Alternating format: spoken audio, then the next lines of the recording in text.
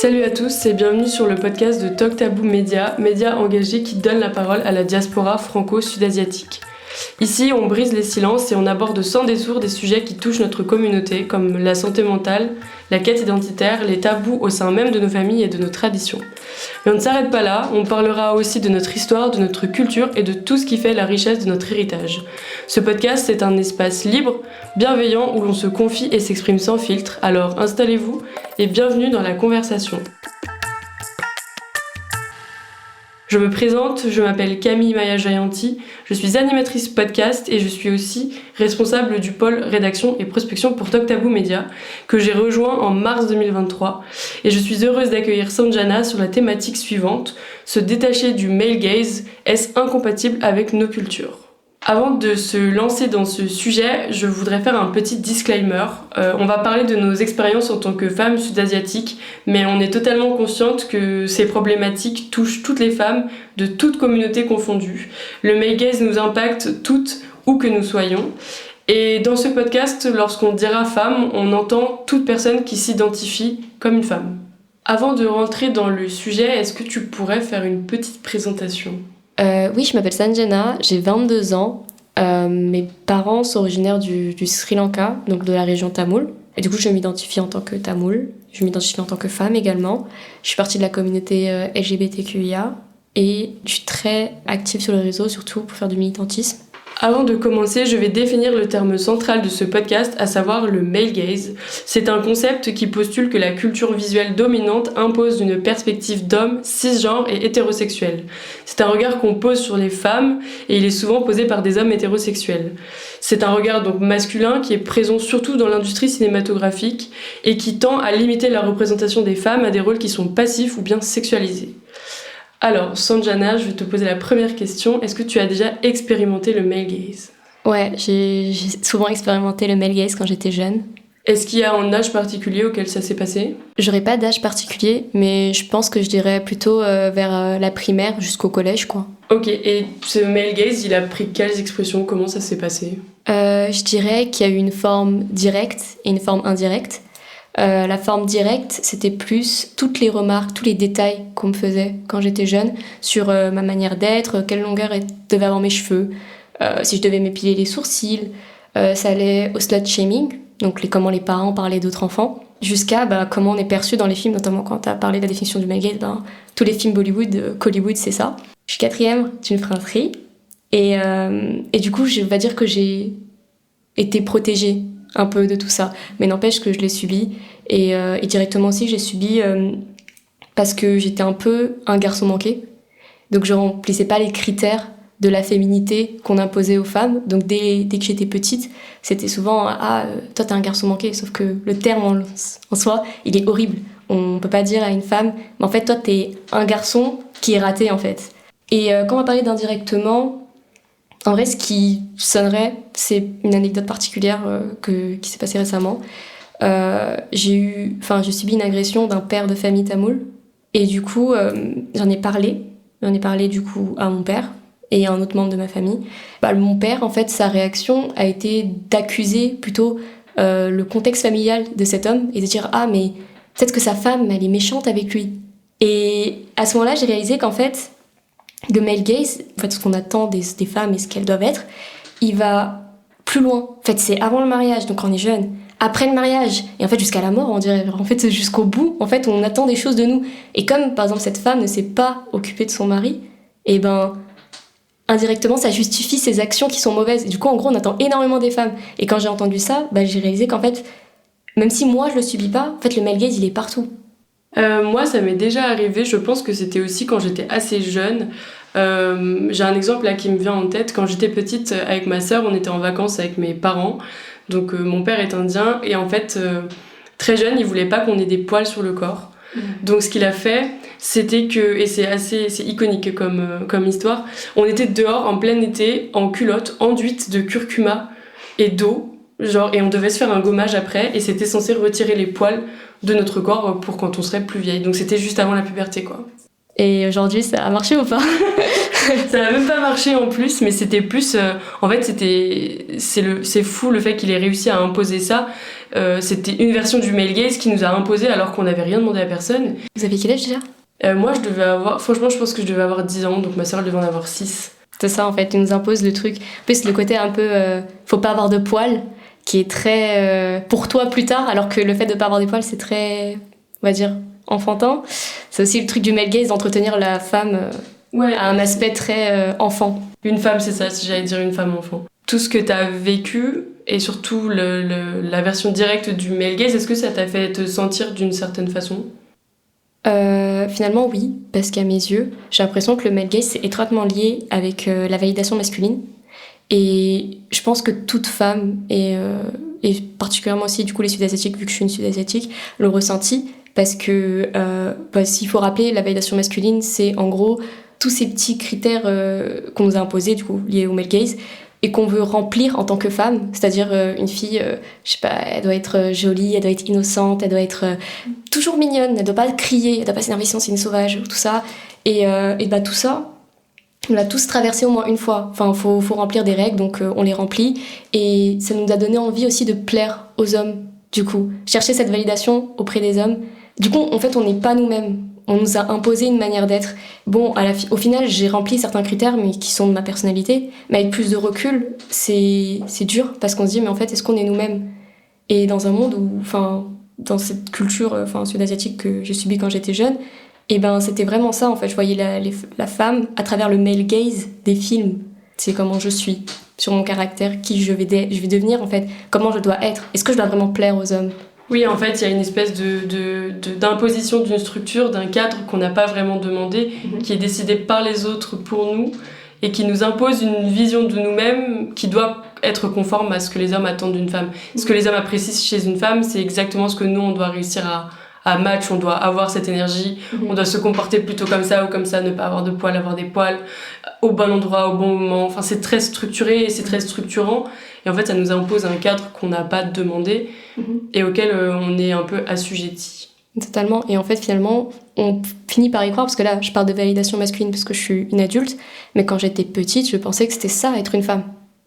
Finalement, c'est ça, être une femme. C'est être jolie, mignonne, innocente, voilà. Et quand j'étais petite, j'avais pas cette ouverture d'esprit, mais en grandissant, j'ai réalisé les choses et j'ai réalisé qu'en fait, c'était juste de la validation masculine, en fait.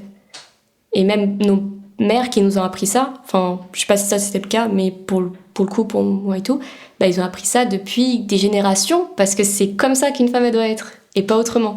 Mais c'est exactement ça. Et moi, j'ai une anecdote qui me vient là-dessus, notamment sur le fait que les femmes aient intériorisé ce concept-là du fait qu'il faut absolument plaire aux hommes, il faut que les hommes apprécient ce qu'ils voient quand ils nous voient. Je me rappelle que moi, ça fait des années que j'ai des lunettes, et que les femmes de ma famille, elles nous encourageaient à faire de la chirurgie, donc ophtalmique, pour ne plus avoir de lunettes, parce que les lunettes, c'est pas très attirant. Et en fait, c'est un problème de vue. Enfin, je veux dire, c'est pas quelque chose dont j'ai pas choisi d'avoir ça, quoi. Et c'était une petite injonction. C'est pas vraiment méchant, c'est pas très agressif.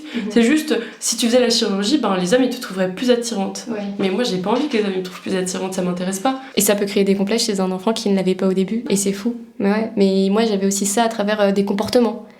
Si, par exemple, je faisais pas la vaisselle, mais qui voudra me marier? Mais je suis encore un enfant. Donc... cette phrase n'a pas lieu d'être. Et franchement, il y avait toujours ces petits trucs. Mais bon, c'est drôle, parce qu'on me disait ça, je disais, c'est papa, il a qu'à faire la vaisselle, quoi. Donc, assez drôle.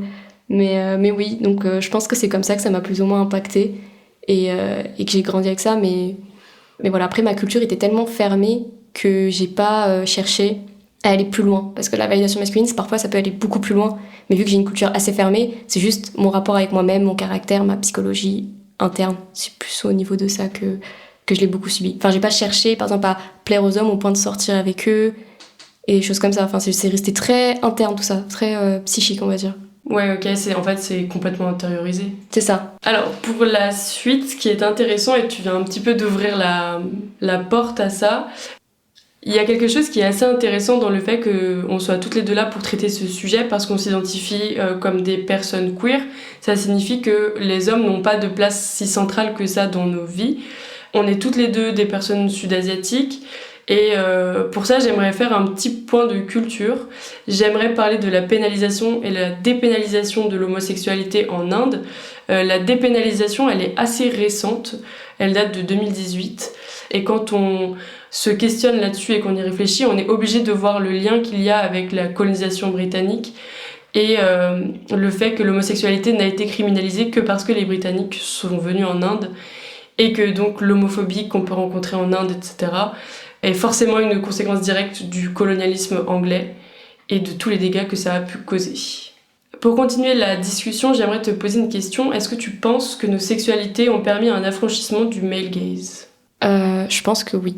Parce qu'à un moment où on se posait des questions avec qui sortir, tout ça, moi personnellement, je n'étais pas intéressée à la question de plaire aux hommes. J'étais pas dans les trucs de flirter, tout ça. Tout le monde avait un peu cette vibe-là. Même les personnes queer aussi, elles ont eu cette vibe-là. Mais j'avais pas eu ça. Et donc, mon ouverture à ma sexualité, elle m'a détachée. Je voulais pas forcément ressembler à ce qu'on attendait de moi. Pourtant, c'était le cas. Hein. J'étais la fille qui faisait du skate, qui jouait au basket et qui écoutait du rap à l'ancienne. Vraiment le cliché de la future lesbienne, en fait. Mais finalement, je sais que même dans ce cas de figure, tout ce que je viens de citer, ça plaisait aux hommes. Et pourtant, je voulais pas me ranger dans ça. Et je pense que c'est ma sexualité qui m'a finalement fait comprendre pourquoi j'étais comme ça. Parce que, vraiment, on pense qu'on a un problème, quoi. Enfin, pourquoi on veut pas, quoi. Et ouais, ça m'a fait détacher de mon male gaze, surtout que je sais que avant, j'avais par exemple un meilleur ami qui était très très insistant à l'idée de sortir avec moi. Et en fait, il y avait ce truc souvent des personnes qui me voyaient, on va dire, en mal, parce qu'il était très gentil, mais que moi, j'étais pas intéressée. Et c'est aussi une conséquence du male gaze. C'est bizarre, t'es une femme et il y a un gars gentil, il est prêt à tout pour toi, et pourquoi tu te plies pas à tout pour lui ? Cède. Et finalement, j'ai pas été dans ce truc et je savais pas forcément pourquoi. Et l'ouverture à ma sexualité m'a fait découvrir énormément de choses sur moi et pourquoi en fait je correspondais pas à ces critères en fait du male gaze et tout. Et ça m'a permis encore plus d'accentuer ces choses chez moi, d'aller plus loin et de me découvrir encore plus.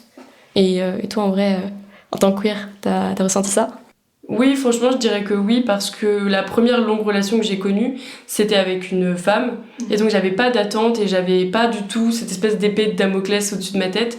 C'est-à-dire que j'étais détachée des hommes, puisqu'en fait, ils faisaient pas partie de ma vie.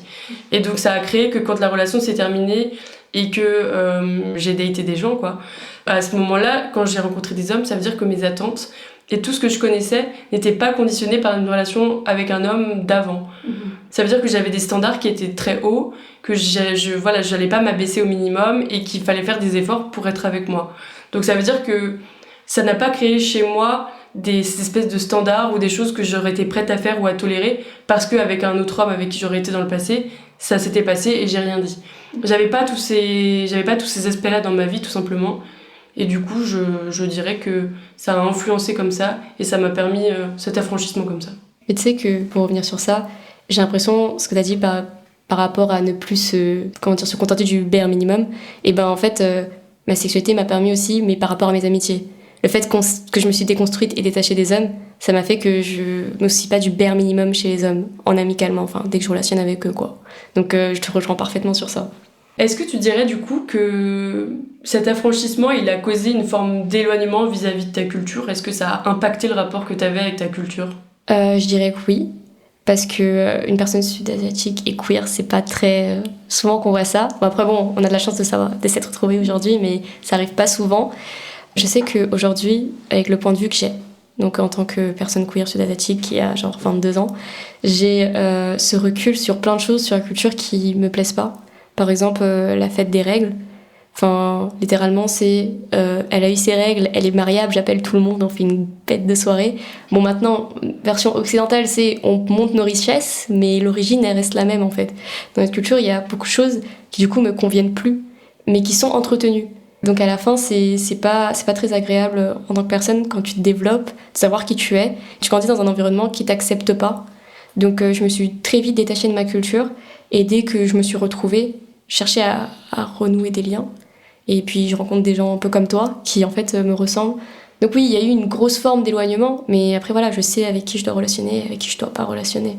Malheureusement maintenant, c'est c'est comme ça. Mais heureusement, j'ai ma culture franco-tamoule, on va dire, parce que aujourd'hui, c'est très bizarre que notre culture soit devenue, on va dire, homophobe, alors qu'à l'origine, elle n'était pas, et que je dois m'éloigner de ma culture comme si c'était elle le problème. Comme si c'était la racine de l'homophobie C'est et ça. de tous les mots, ouais. Je vais rebondir sur ce que tu dis, ça me rappelle toujours que dès qu'on sortait un peu des sentiers battus, mon père, il nous disait tout le temps « Loka Karenge », genre les gens, ils vont penser quoi ? Parce qu'ils ont toujours quelque chose à dire et c'est comme si les caméras étaient tout le temps braquées sur nous et que les gens attendent la moindre erreur, la moindre sortie de route pour pouvoir commenter et dire « Ah bah voilà ». Et mon père, il vivait tout le temps dans ce truc, enfin toujours maintenant, dans cette espèce de quand dira-t-on, qu'est-ce que les gens vont penser de nous ? Qu'est-ce qui va se passer dans leur tête quand ils vont savoir que tu fais ça ? Ça apporte un poids supplémentaire à quelque chose qu'on n'a pas trop sollicité, quoi. Tellement, et ça me dérange qu'aujourd'hui, quand on me voit, on me dit que je suis francisée.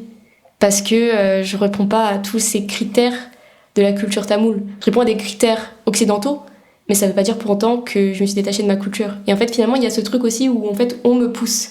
Vu que je ressemble pas à tout le monde, je suis pas dans l'homogénéité de ce que représente une tamoule, on me pousse à l'écart et c'est un peu aussi ce que je ressens. En fait, c'est un peu... ça nie complètement la pluralité des identités des personnes sud-asiatiques. Il n'y a pas une personne sud-asiatique type. Il y a autant de versions que de personnes. La beauté d'une culture et des identités, c'est que c'est fluide, ça évolue, ça bouge et c'est jamais figé ni dans le temps, ni dans les aspects, ni dans les traditions. Ça doit évoluer avec le temps, ça doit évoluer avec les changements qui sont nécessaires, ça doit évoluer de quelque manière que ce soit. Ça peut pas rester figé, c'est pas possible.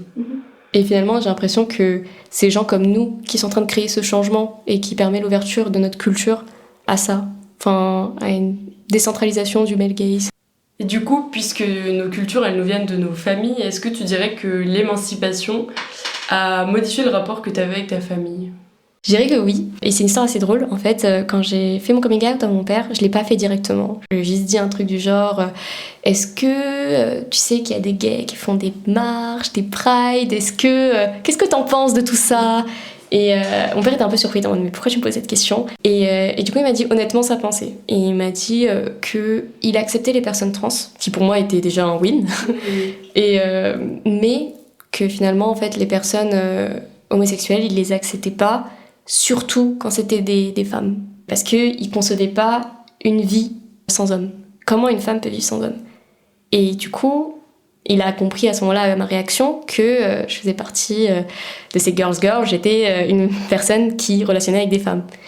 Et à ce moment-là, en fait, je pense qu'il s'est mis un peu sur la défensive et il était en mode mais comment tu vas faire s'il n'y a pas d'hommes pour vivre ? Comme s'il y avait des tâches dans la vie commune alléguées aux hommes, alors que finalement, sortir les poubelles, je pense que tout le monde peut le faire, si c'est ça vraiment la tâche des hommes dans un couple. Mais ouais, du coup, en fait, il y avait ce moment où en fait, on était en conflit, mais je lui ai fait littéralement comprendre que ma vie, c'est ma vie. Et que ça le regardait pas. Et que s'il était d'accord, très bien pour lui. S'il était pas, c'était pareil. Et je pense qu'à ce moment-là, je me suis émancipée de lui. Après, le rapport avec les autres membres de ma famille, c'était plus facile. Parce que quand j'ai commencé à avoir une ouverture d'esprit envers les personnes LGBT, c'est enfin LGBTQIA, pardon. Et c'était grâce à ma sœur, qui en fait, pendant le mariage pour tous, elle m'a ouvert les yeux en disant qu'en fait, les personnes qui sont gays, en fait, c'est une union d'amour. Et que si un jour ils veulent se marier, s'ils veulent adopter des enfants, pourquoi ils pourraient pas le faire ? C'est juste de l'amour, en fait, ils ont de l'amour à donner, enfin, il y a rien de mal dans tout ça. Et je pense que c'est à ce moment-là j'ai ticté que, en fait, il y avait aucun mal à aimer quelqu'un du même sexe, en fait. Et ça m'a ouvert mes esprits. Donc le rapport avec certains membres de ma famille, il se passe très très bien. Et littéralement, c'est eux qui ont fait qui je suis aujourd'hui, on va dire. Et puis, avec d'autres, c'est ça. Mais du coup, avec mon père, c'est comme ça. Après, je sais qu'il y a une cousine que, quand elle a su que j'étais bi à l'époque, quand je ne m'assumais pas encore totalement, elle m'a dit « Mais c'est trop bien, t'es bi !» Donc assez drôle. Donc en vrai ça va. Et puis tous les autres qui n'apprécient pas, vu que je suis out sur les réseaux, ne me suivent plus, me calculent pas. Moi j'ai aussi une anecdote là-dessus. Au moment du mariage pour tous, il y avait des débats hyper houleux. Et je me rappelle de débats hyper houleux avec mon père où il tenait des propos qui étaient absolument outrageux et il disait des choses horribles. Et où je faisais que de me prendre la tête avec lui parce que j'étais pas d'accord avec ça. J'avais pas conscience encore du fait que j'étais queer, mais juste j'ai jamais saisi le fait de vouloir enlever des droits aux autres alors que ça te concerne pas, ça t'en enlève pas à toi, ça modifie en rien ta vie. Et c'est fou de s'impliquer pour quelque chose qui te touche ni de près ni de loin, quoi. Et puis après, un peu plus tard, quand là, pour le coup, j'étais en relation du coup avec une femme, j'étais en voyage en Inde avec mon père et ma sœur, et je me rappelle que ma sœur, qui savait du coup, puisque je lui ai fait mon coming out, c'était la première personne à qui je l'ai dit, et elle a eu aucune réaction, donc la meilleure réaction. Quand elle l'a su, elle a voulu poser la question à mon père pour essayer de savoir si ses positions avaient changé, et elle lui a dit: papa, si t'apprenais que Camille Maya ou moi on est lesbiennes, comment est-ce que tu réagirais? Et là, le monde s'est écroulé, il a eu la pire réaction possible. Il a dit: si jamais c'était le cas, je le prendrais comme une grosse erreur d'éducation, comme si je vous avais mal éduqué ou que j'ai raté quelque chose dans votre éducation. Donc ce serait un tort qui est parental, qui relève de l'autorité parentale, tellement pour lui c'était... Enfin, moi j'étais hyper choquée d'entendre ça, puisque ça faisait 6 mois que j'étais en couple avec une femme, j'assumais pas trop, j'étais jeune, j'avais 18 ans, mais ma sœur pose cette question de façon un peu innocente et bête, et elle n'y voit pas de mal, et en fait moi derrière ça a complètement modifié le voyage, quoi. Tu passes un voyage, en fait t'es en train de te dire que s'il savait avec qui t'étais en couple, il voudrait pas de toi, quoi. Même ta relation avec ton père, finalement.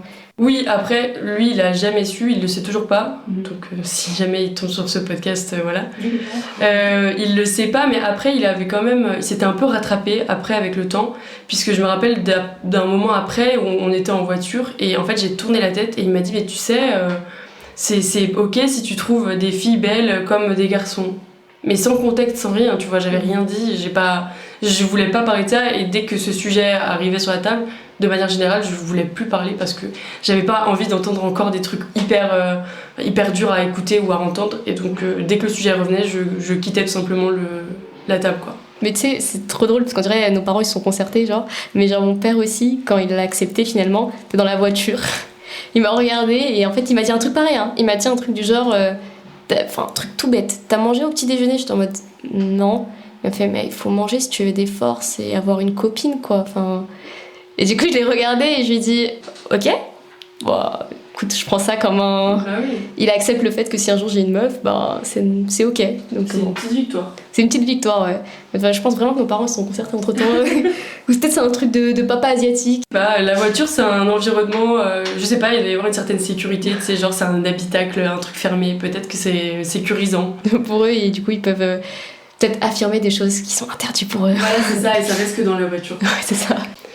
C'est hyper intéressant parce qu'en fait, au fil de la discussion, on se rend compte que nos vies, elles sont complètement décentrées du male gaze, et on a plus ou moins réussi à replacer le regard en adoptant un prisme qui est un petit peu plus féminin. Donc on l'a complètement décentré du male gaze. Actuellement, c'est quoi ton rapport aux hommes?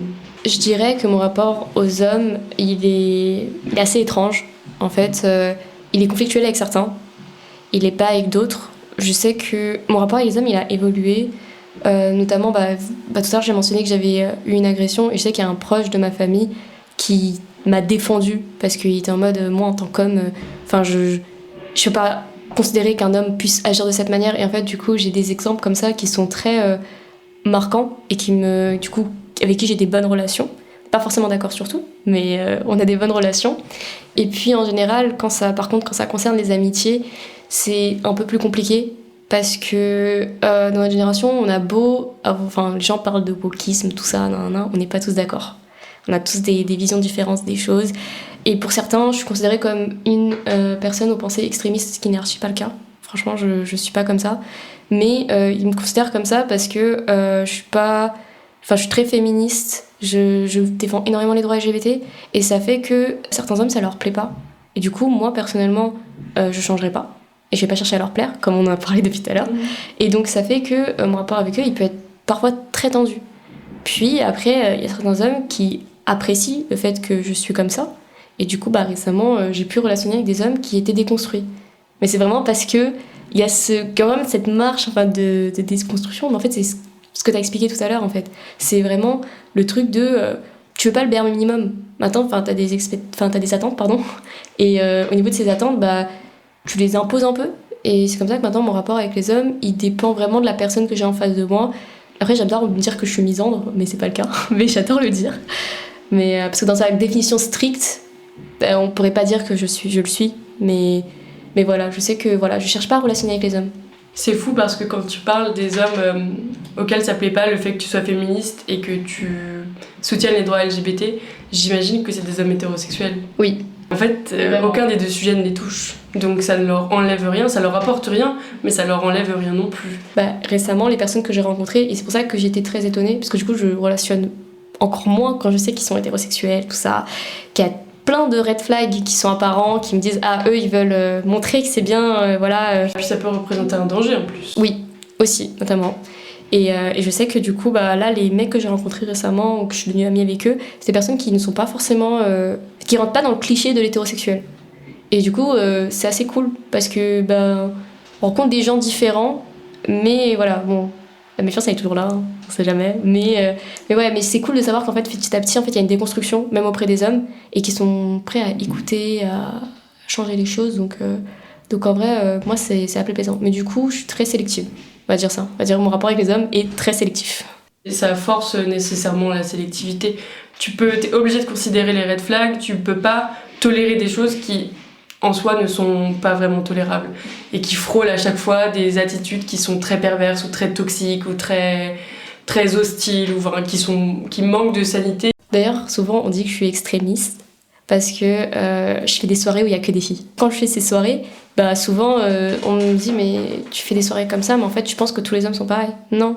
C'est juste que je sais ce que je veux à mes soirées. Genre je veux juste m'amuser tranquillement et je sais que j'ai toujours ce que je veux et en plus, il y a aussi ce cliché de ah, mais du coup, s'il y a que des filles, c'est forcément un truc de gay. Pas du tout. Pas du tout, parce qu'en fait, c'est à ce moment-là qu'en fait, c'est vraiment, on réalise, il y a une majorité de femmes qui se sentent pas à l'aise avec des hommes. Oui. Et du coup, si elles veulent se sentir libres, ne pas dépendre de, comme on a dit, de tout ce qui est male gaze, tout ça, en fait, elles viennent à ces soirées parce qu'elles savent qu'il y a que des femmes. Et qu'elles sont tranquilles. Et qu'elles ont. Et juste, elles viennent pour elles, en fait. À moins qu'elles sont gays et qu'elles ont un but précis dedans, Mais finalement, c'est assez cool, je trouve. Enfin, genre, ce genre de choses, c'est assez cool, mais très mal perçu. En fait, tu vis une vie qui est pas sans homme, mais pratiquement, et dans un monde idéal, un monde parallèle. Comment est-ce que tu pourrais concevoir une vie sans homme ? Pour moi, une vie sans homme, ce serait une vie où, enfin, je pense que je l'ai mentionné tout à l'heure, où il n'y aurait pas ce prisme de la vision masculine. Vraiment, ce serait une vie où on vit selon notre volonté. Donc voilà, il n'y a pas de... Enfin, une femme, elle est comme elle est. Il n'y a pas de tu dois ressembler à ci, ça. Non, tu es qui tu es. C'est une vie aussi où on ne cherche pas une raison à tout lié aux hommes. Je sais que par exemple, récemment, quand j'ai fait mon coming out, en vrai intéressant, souvent on me disait que j'avais peut-être peur des hommes. Et c'est pour ça que j'étais qui je suis. Et ça, c'est aussi un truc assez frappant en fait, même quand tu as décidé de t'affranchir, il y a toujours ce rapport. Non, mais je pense qu'en vrai, si tu ne relationnes pas avec des hommes, c'est parce que tu as peur d'eux. C'est parce qu'en fait, tu t'oses pas. Et en fait, pas du tout. Ça n'a rien à voir. Et en fait, même quand on essaie de s'affranchir, il y a toujours ce rappel, en fait. Je pense que ça va être très difficile parce que on vit encore dans ce mythe. Enfin, culturellement, c'est hyper présent, que ce soit dans la culture française, sud-asiatique, peu importe la culture, c'est hyper présent le fait que la femme a besoin d'un homme. Et rien que dans le truc de reproduire. Voilà, on a besoin d'un homme, tout ça. Alors que moi, dans ma vision du monde, on n'est plus à ces fins-là. L'humanité a tellement progressé que maintenant on n'est plus dans ce truc très primitif de la vie, de l'amour et tout ça. Et du coup, moi je pense que à mieux on considère la femme telle qu'elle est, peut-être qu'on arrêtera d'inclure l'homme vraiment tel qu'elle est, ce qu'elle représente, ou en tant qu'une personne qui s'identifie comme une femme, enfin tout ce qu'elle peut représenter et elle veut être. Par exemple, je trouve ça aberrant qu'à une époque en fait porter des pantalons, des chemises, en fait t'es un homme. Et la même manière s'applique pour les hommes aussi. Ah, tu portes une jupe, non, mais en fait, t'es plus un homme, t'es une femme. Non, ça veut strictement rien dire. C'est que tu t'identifies comme une femme, tu en es une. Et tu vis comme toi, tu le souhaites. Et ouais, s'il y a des femmes, par exemple, qui vivent sous le male gaze et que c'est vraiment elles qui l'ont décidé sans aucune influence, si elles sont contentes et en tant que femmes, elles sont bien, elles ont qu'à faire comme ça. Mais moi, je sais, et je pense qu'il y a beaucoup de femmes qui savent qu'aujourd'hui, elles vivent de cette manière à cause du conditionnement, en fait, de la société. Et ouais, en fait, une vie sans homme, je pourrais même pas y répondre, en vrai, inconsciemment, parce que je relationne avec une femme et ça fait longtemps qu'on est en couple. Mais il y a toujours un entourage ou une société qui va constamment me chercher à me remettre dans une case, à me chercher à me relier à une société hétéronormative. Je suis globalement d'accord avec toi, et ce que je trouve fou et que tu rappelles là, c'est qu'en fait, ils ont réussi à nous inventer des besoins pour justifier leur présence et se rendre indispensables. En fait, toute personne peut être dispensable. Et les hommes ne sont pas indispensables à la vie, ils le sont plus. Si jamais ils l'étaient à un moment, cette ère est révolue, c'est terminé. Donc je suis largement d'accord avec toi. Et ce que je trouve vraiment amusant, c'est ce besoin qui n'existe pas et qui nous ramène et qui remet sur la table avec cette question de force, de masculinité, de virilité. C'est des choses dont on n'a pas besoin, qu'on n'a pas vraiment sollicité, mais qui sont vraiment omniprésentes. Vraiment, mais même, par exemple, le concept de une femme seule, qui décide d'être seule, d'être célibataire, c'est inimaginable. Même si en dehors, parce que nous on parle beaucoup de sécurité parce qu'on s'est affirmé comme tel, et des femmes aussi qui décident d'être célibataires et d'avoir un enfant seul, bah, elles vivent sans homme. Et ça semble aberrant pour certains, mais ça existe et c'est vrai. Donc même en dehors de la sexualité, il y a plein de contextes comme ça où il y a des femmes qui se libèrent et elles arrivent à vivre. Donc en fait, il y a plein d'exemples. Mais ces femmes-là, même, on pourrait dire, bah oui, t'as eu un enfant, mais il n'y avait pas de père, bah en fait, vous n'êtes pas une famille unie, vous êtes une mauvaise mère. Tout ça, en fait, il y aura toujours un rapport de, ouais, t'as mal fait les choses, en fait. Enfin, il y aura toujours des reproches à faire, voilà, constamment des reproches par rapport à tout ça. Et très souvent, une femme qui décide de se concentrer sur sa carrière aussi, ça fait peur. Alors qu'un homme qui, sur sa carrière, et femme, c'est pas sa priorité, il veut pas se poser, il veut pas, voilà, fonder une famille, c'est un homme ambitieux. Et une femme, voilà, fait des études, mais au bout d'un moment, voilà, t'as un certain âge, et surtout dans la culture sud-asiatique, je sais pas si tu l'as subi, mais il y a un certain âge où ils sont en mode, mais en fait, ok, t'as fait tes études, c'est très bien. C'est quand que tu te maries? C'est quand qu'il y aura un homme dans ta vie? Et s'il y en a pas, c'est quand qu'il sera là?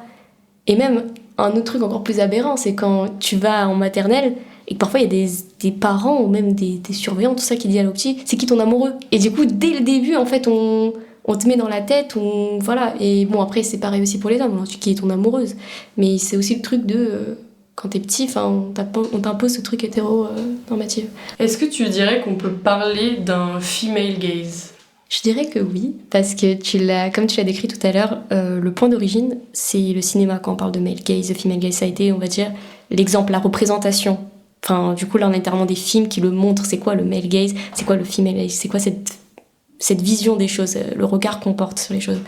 Et le male gaze, en fait, et le female gaze se différencient. Et j'ai l'impression qu'en fait, il y a eu une réappropriation de ces mots dans un contexte plus moderne de la vie de tous les jours. Et notamment à travers TikTok. Donc il y a vraiment ce truc de maintenant on va mettre le doigt sur ce qui est le male gaze. Et du coup, c'est quoi le female gaze? C'est quoi le regard qu'on porte à travers en étant une femme? Et je pense que oui, que ce female gaze il peut évoluer parce que du coup il y a des hommes, comme on a dit tout à l'heure, qui cherchaient à se déconstruire, qui cherchaient à apprendre les choses, à sortir un peu de cette société hétéronormative qui voit les choses comme on la pose depuis toujours, mais du coup on va voir, les sociétés sont dirigées par des hommes, la culture, souvent, voilà, est partagée par les hommes. Par exemple, dans la culture sud-asiatique, c'est l'homme, le père de famille, le père du foyer, c'est lui qui impose les choses. Donc finalement, imaginons qu'on a la femme au centre du foyer, où on a ce truc où en fait on éduque à travers les femmes, et sans ce prisme de l'homme. Par exemple, rien que le fait que les hommes, parfois, essaient de décrire le corps de la femme, ou le plaisir féminin, ils sont à côté de la plaque en fait.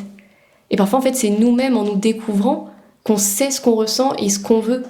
Et ça, c'est encore un exemple, on peut dire, de cette importance d'aller chercher, female gaze, c'est un terme, du coup, général sur un truc précis. Du coup, le regard féminin, surtout. Chercher ce regard féminin pour se recréer, pour se reconstruire. Donc oui, moi, je pense que c'est vraiment quelque chose qui peut se concrétiser et qui est, en vrai, déjà concret, en vrai, je pense.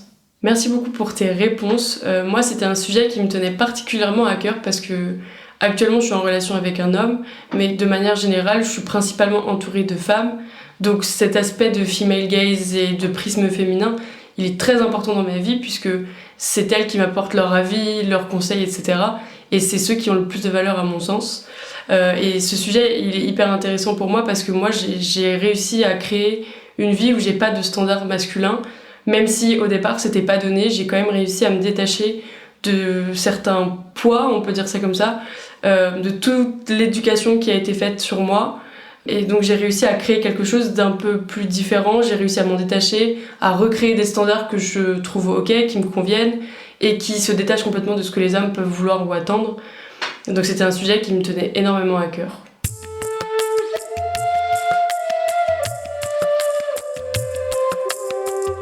Un grand merci à notre invitée pour cet échange enrichissant. Vous pouvez la retrouver sur Instagram @sanjana.ktrvpl. Et merci à vous, chers auditeurs, d'avoir pris le temps d'écouter cet épisode.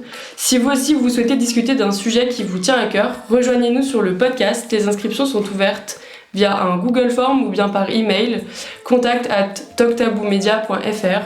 Vous retrouverez les liens sur les plateformes de podcast. Et puis pour continuer à nous soutenir, n'hésitez pas à vous abonner à Talk Taboo Media sur toutes les plateformes. Vous nous trouverez assez facilement en tapant Talk Taboo Media sur vos réseaux sociaux préférés. Pensez aussi à vous abonner au podcast sur Apple Podcasts, Deezer ou Spotify. Et si vous avez aimé cet épisode, laissez-nous un avis. C'est grâce à vos retours qu'on peut s'améliorer et continuer cette belle aventure ensemble. Merci encore de nous avoir écoutés et rappelez-vous, ici on parle sans tabou pour mieux se comprendre et avancer ensemble. À très vite dans un prochain épisode du podcast de Talk Taboo Media.